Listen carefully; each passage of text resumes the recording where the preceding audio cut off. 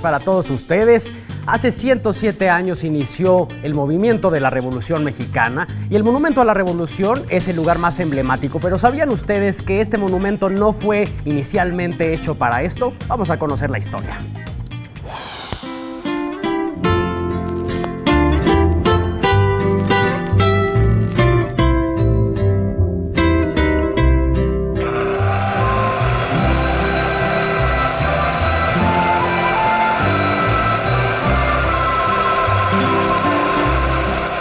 Para conmemorar el centenario de la independencia en 1910, el presidente Porfirio Díaz convocó a un concurso internacional para la realización del proyecto de la sede de las cámaras de diputados y senadores, un edificio suntuoso que sería uno de los más grandes y lujosos palacios legislativos del mundo.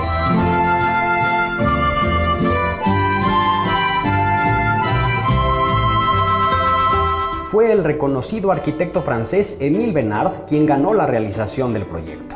En 1906, la construcción de lo que sería un lujoso edificio inspirado en la arquitectura europea neoclásica comenzó con una masiva estructura metálica y tecnología de vanguardia para su cimentación, justo en donde me encuentro ahora.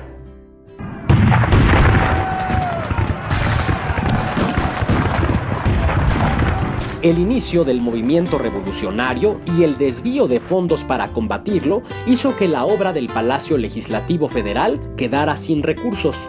La construcción fue finalmente suspendida en 1912, dejando abandonada su estructura metálica que quedó expuesta por 2 décadas. Al término de la revolución, Émile Bernard quiso rescatar su proyecto y presentó al gobierno de Álvaro Obregón la adaptación de la estructura en abandono, para convertirla en un panteón para los héroes de la guerra. Sin embargo, este intento quedó frustrado con las muertes de Obregón en 1928 y del propio Bernard en 1929. En 1933, el arquitecto Carlos Obregón Santacilia rescató la obra inconclusa de Émile Bernard, que tenía un gran valor arquitectónico. Reinterpretó la estructura y los espacios para otorgarles un nuevo significado: el uso de la plaza como espacio público en torno a la conmemoración de una revolución constante. Al proyecto del monumento se incorpora la valiosa colaboración plástica del escultor mexicano Oliverio Martínez.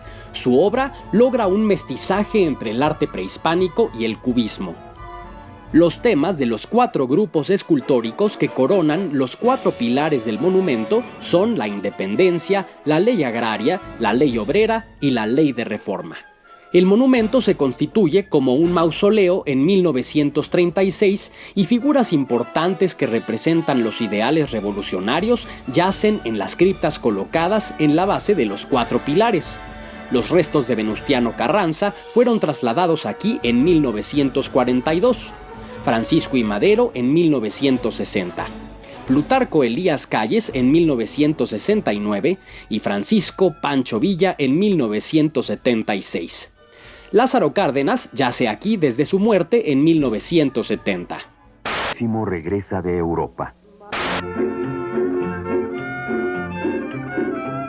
Política nacional.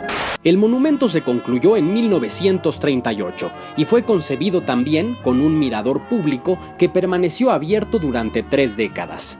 Se accedía por 2 elevadores internos, uno que subía por el pilar sureste hasta el deambulatorio exterior y otro que seguía una trayectoria curva por el interior de la cúpula superior hasta llegar a la linternilla de remate, este último considerado una proeza tecnológica de la época.